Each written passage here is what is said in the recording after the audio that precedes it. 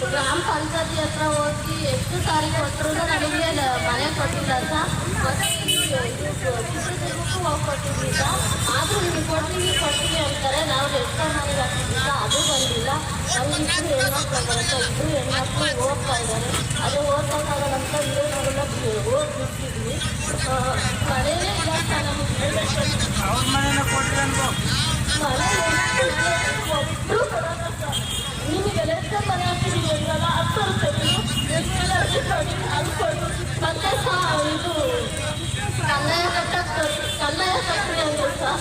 ನಾವು ಕಲ್ಲಾಯ ಕಟ್ಟಲ್ಲ ಸರ್, ನಮಗೆ ಮನೆಗೆ ಕೊಟ್ಟಿಲ್ಲ ಅಂದರೆ ಕಂದಾಯ ಎಲ್ಲಿಂದ ಕಟ್ಟೋಣ ಅಂದಿಕ್ಕೆ. ಇಲ್ಲಮ್ಮ ನೀವು ಕಟ್ಟು, ಈಗ 500 ಕಟ್ಟು, ಕಂದಾಯ ನಿಮಗೆ 500 ಕಟ್ಟು, ನಾನು ಕಟ್ಟು ಕೊಡ್ತೀನಿ. ನಾನು 20 ವರ್ಷ ಆಗುತ್ತೆ ಸರ್ ನನ್ನ ಮದುವೆ ಆಗಿ, ಒಂದು ಮನೆನೂ ಕೊಟ್ಟಿಲ್ಲ ಸರ್. ಒಂದು ಮನೆ ನೋಡ್ರಿ ಸರ್, ನಮ್ಮ ಮನೆ ನಮಗೆ ದಿನಕ್ಕೆ ಮನೆನೇ ಇಲ್ಲ ಸರ್. ಹೆಣ್ಮಕ್ಳು ಓದ್ತಿರೋ ಹೆಣ್ಮಕ್ಳು ಸರ್, ಯಾರಾದ್ರೂ ಬಂದು ಕೇಳಿದ್ರು ನಮ್ಮ ಮನೆಗೆ.